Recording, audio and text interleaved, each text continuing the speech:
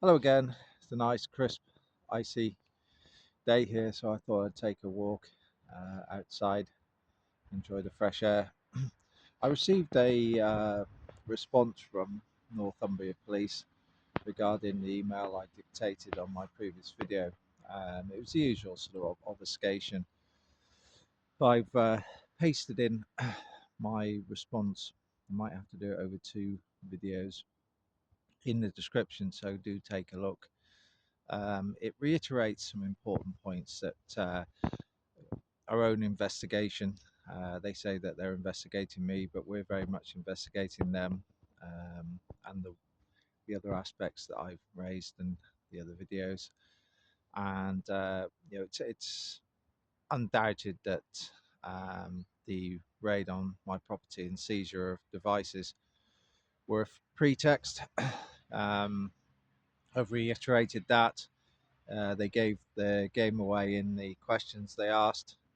We kind of laid a series of, I guess, what you'd say prompts, because we knew that there was this coordinated coercion, and the questions they asked sort of pushed them straight into that. Not least that I was invited to confess to acts of vandalism after responding to an email 2 months after the last um, alleged act of vandalism.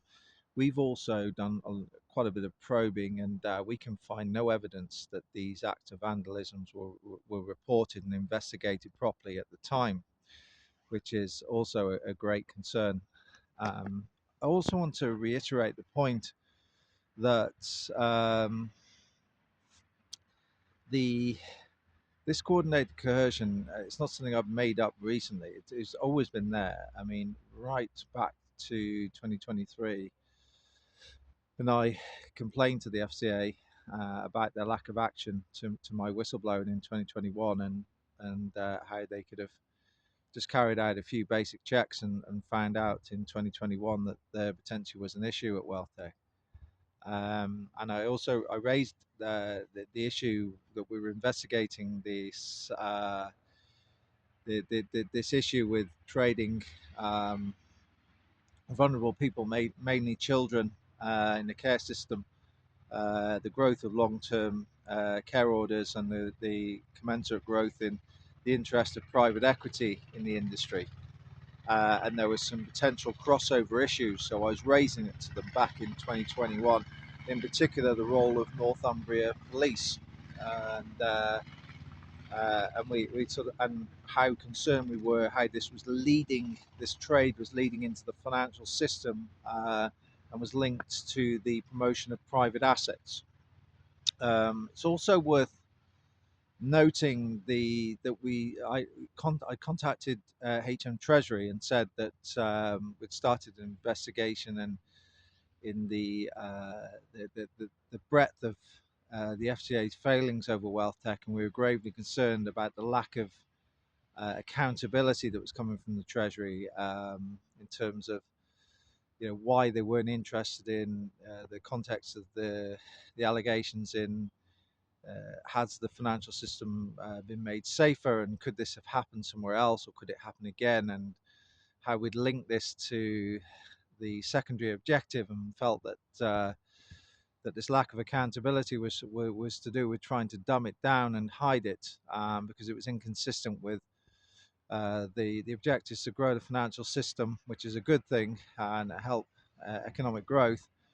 Um, but how this was being done in a way which um, was not really consistent with the message that was being sent to consumers, in the respect that we believed that needed to be financial reform first, and removal of this toxic conflict of interest between the FCA and as a prosecutor and regulator, because we were gravely concerned about uh, the, the the style of the communications they were making to the general public about WealthTek, and felt that essentially they were trying to promote a dialogue, a narrative, that they'd acted expediently and there weren't broader issues, and we knew that there were, in terms of the duration and the breadth of the failures, and felt that they were misleading the public and how it was linked to this secondary objective. And in the book Lost to the Races, I use the term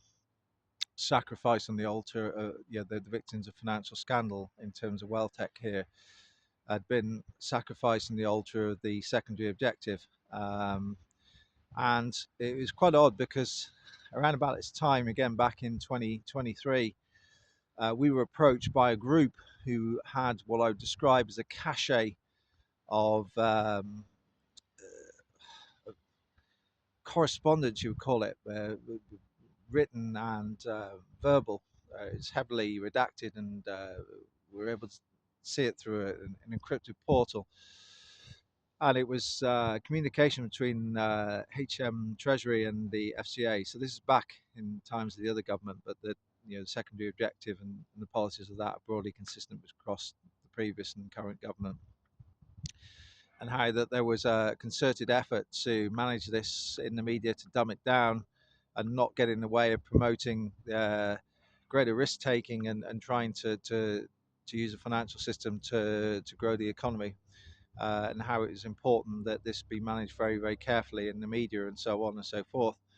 Now, we weren't able to obtain the cachet or what was in it because the terms of it were just unrealistic. And I don't really know what's happened to it since. I mean, it's safe to say its value probably isn't as great now because what we were suggesting has come to pass. I mean, you can see that despite the allegations that the FCA have made, neither Parliament or HM Treasury have held the FCA to account to even say, look, you saying this occurred over a 9-year period, pretty much the period of your existence, and the extent of it, i.e., potentially £80 million. You say it's the largest fraud allegedly committed by an FCA authorised individual, and yet nobody said to them, what assurances can you give us that this has not happened elsewhere or couldn't be done again, given some of the extraordinary oversights which stretch right the way across the FCA's range of activities, from intelligence stroke whistleblowing to enforcement to supervision to money laundering and so on and so forth.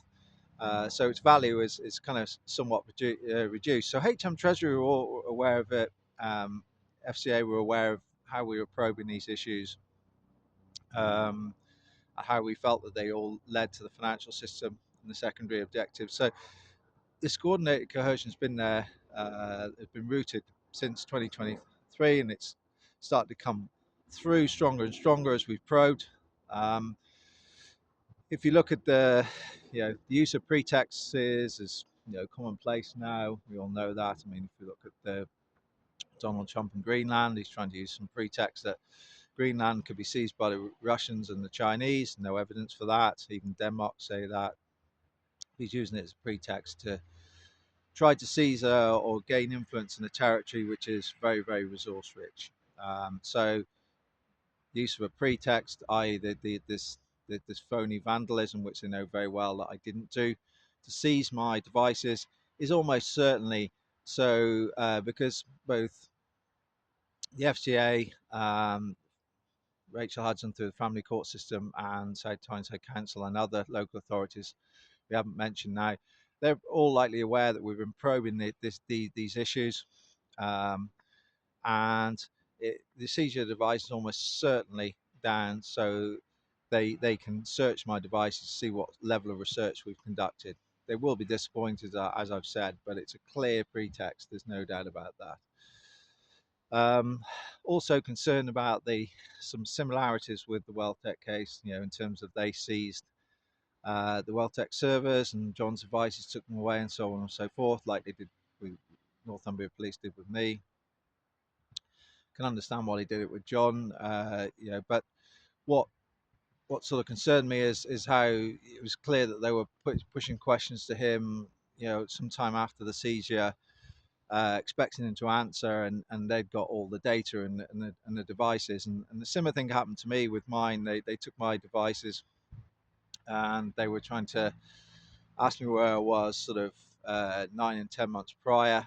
They knew that for me to answer that, a great certainty, I'd need access to my devices, and you start to see the same patterns. So one of the issues I had with the FCA was it wasn't clear to me where the boundary of them conducting an investigation and stroke building a case, where the boundary of that was between managing a narrative.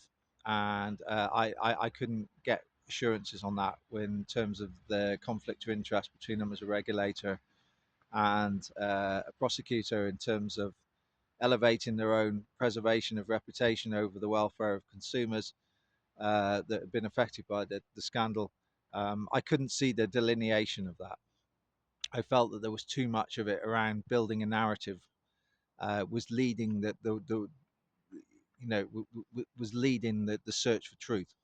Not saying that they don't want to know the truth, I'm sure they do, but the the promotion of narrative seemed to be leading, and that's my concern with the seizure of my devices. They're keen on pushing a narrative to try to guard against the research that we've done in drilling down into this conflict of interest at the FCA, the scale of their catastrophic failures, how that's had an impact on the victims of a financial scandal. There's also some crossover with Woodford, and how this has been smothered because of the secondary objective, and some of the other research we've done with some of the disgraceful things that are going on in terms of the care system and the trading of children with private equity owned agencies, and how this leads into the financial system. So they're aware that this is going on. They seize my devices to try to, I fear, to create some phony narrative,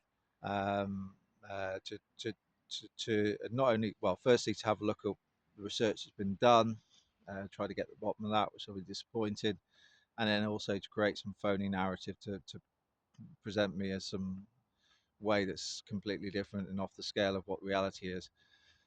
So there we are. That's how society works these days, when you try to look at accountability. I am going to drop the Southwark Court an email, which I'll keep you up to date with, and copy in John's side. The FCA have declined any dialogue, so to raise these issues of this coordinated coercion, and how really these cases have merged now. Take care. Bye.